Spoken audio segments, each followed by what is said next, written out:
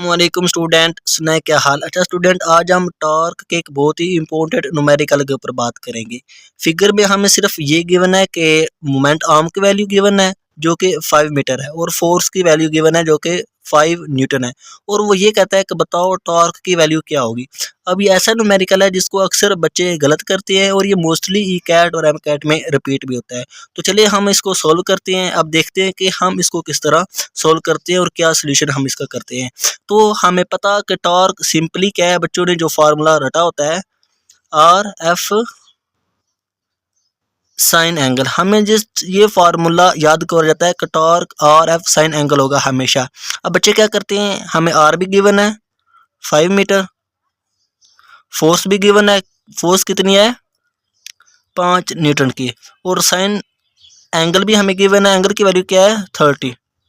जब अब इसको सोल्व करते हैं तो इसकी वैल्यू हमारे पास आती है 12.5 न्यूटन मीटर। अब उनका ये जो हमारे पास न्यूमेरिकल है ये गलत होता है। क्यों गलत होता है? क्योंकि उन्होंने हमारे पास कंसेप्ट यूज़ सही नहीं किया। कंसेप्ट क्या है हमारे पास कि जब भी हमने साइन एंगल स्टूडेंट याद रखना यूज़ करना है तो उस वक़्त एंगल हम हमेशा इस मोमेंट आर्म और फोर्स के दरमियान लेंगे, उस वक़्त हम साइन एंगल को यूज़ कर सकते हैं। अब हमारे पास एंगल किसके दरमियान गिवन है, फोर्स और फोर्स के कंपोनेंट। ये फोर्स का कौन सा कंपोनेंट है, एफ एक्स कंपोनेंट है, जिसकी वैल्यू क्या है एफ कोज एंगल। ये हमारे पास फोर्स का एक्स वाला कंपोनेंट गिवन है और फोर्स और उसके एक्स कंपोनेंट के दरमियान एंगल गिवन है। जब हमारे पास इन दो कंपोनेंट के दरमियान एंगल गिवन होगा तो उस वक्त हम साइन यूज़ नहीं कर सकते। साइन जस्ट उस वक्त यूज़ कर सकते हैं जब एंगल आर और एफ के दरमियान हो, मोमेंट आर्म और फोर्स के दरमियान हो, उस वक्त हम साइन एंगल को यूज़ कर सकते हैं। अब जब हमने ये यूज़ किया तो हमारा न्यूमेरिकल क्या हो गया, गलत हो गया। अब कैसे हम इसको सही कर सकते हैं? तो स्टूडेंट अब हम नेक्स्ट जो कंसेप्ट है वो ये यूज़ करेंगे कि हमारे पास टॉर्क कब जनरेट होता है, जब जो फोर्स है वो मोमेंट आर्म के परपेंडिकुलर डायरेक्शन में लगे। जब भी फोर्स मोमेंट आर्म के परपेंडिकुलर डायरेक्शन में लगेगी तो उस वक्त हमारे पास क्या आएगा, टॉर्क आएगा। अब यहाँ पे हम लिखते हैं टॉर्क क्या है, हमारे पास ये मोमेंट आर्म है और ये क्या है हमारे पास फोर्स का वो वाला कंपोनेंट जो इस मोमेंट आर्म के परपेंडिकुलर डायरेक्शन में लगे। जब भी फोर्स का कोई कंपोनेंट मोमेंट आर्म के परपेंडिकुलर डायरेक्शन में लगेगा तो उस वक्त टॉर्क जनरेट हो जाएगा। एफ का वो वाला कंपोनेंट जो परपेंडिकुलर हो किसके, मोमेंट आर्म के, तो उस वक्त हमारे पास टॉर्क जनरेट होगा।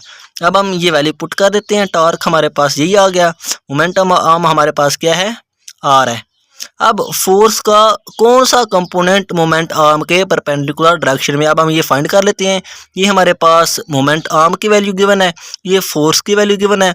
अब हमने इस फोर्स का वो वाला कंपोनेंट ढूंढना है जो इस आर के परपेंडिकुलर डायरेक्शन में हो। तो हमें वाज़िया नज़र आ रहा है कि फोर्स का जो ये वाला कंपोनेंट है एक्स कंपोनेंट, ये इस मोमेंट आर्म के परपेंडिकुलर डायरेक्शन में टोटली 90 का एंगल बना रहे हैं। तो हम ये कंपोनेंट यूज़ कर लेते हैं। ये हमारे पास क्या है, फोर्स का एक्स वाला कंपोनेंट। तो अब हम इसको लिखते हैं, ये हमारे पास मोमेंट आर्म है और ये फोर्स का एक्स वाला कंपोनेंट, इसकी क्या वैल्यू है एफ कोज एंगल। ये हमारे पास फोर्स का वो वाला कंपोनेंट है जो कि इस मोमेंट आर्म के परपेंडिकुलर डायरेक्शन में। अब हम वैल्यू पुट करते हैं, आर हमें गिवन है 5, फोर्स भी हमें गिवन है 5, कोज और एंगल हमारे पास अब कितना गिवन है 30। अब हम 30 स्टूडेंट यूज़ कर सकते हैं। अब यूज़ कर सकते हैं क्योंकि एंगल हमें फोर्स और उसके कंपोनेंट के दरमियान गिवन है। तो जब हमने ये वैल्यू सारी वैल्यू पुट की और फाइनली इसको सोल्व किया तो हमारे पास क्या वैल्यू आएगी,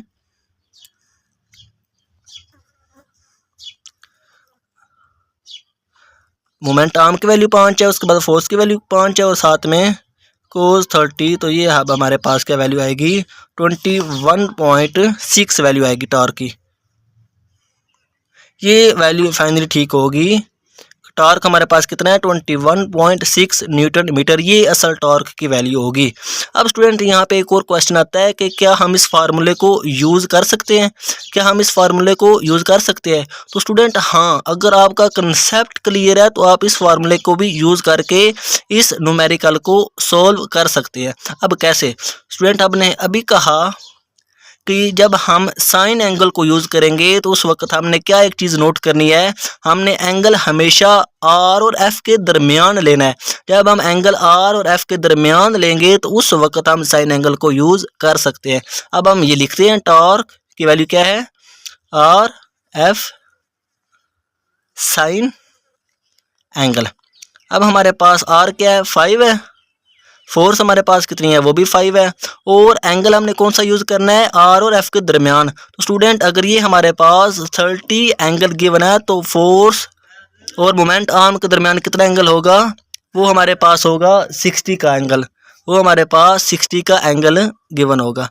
अब ये हमें 60 का एंगल गिवन है, ये हम इधर पुट कर देते हैं, साइन कितनी वैल्यू होगी 60।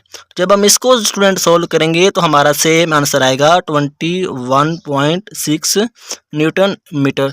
तो ये था इसको असल सोल्व करने का मेथड। हमने दो बातें हमने याद रखनी है, साइन एंगल उस वक्त यूज़ करना है जब एंगल आर और एफ के दरमियान हो, जैसे कि इस फार्मूले में हमने किया। लेकिन अगर आर और एफ के दरमियान कोई एंगल गिवन नहीं है तो हमने वो वाला एंगल लेना है, फोर्स का वो वाला कंपोनेंट लेना है जो कि इस मोमेंट आर्म के परपेंडिकुलर डायरेक्शन में हो, तो उस वक्त हमारा आंसर ठीक आएगा। तो ये इसको सोल्व करने का करेक्ट मेथड था।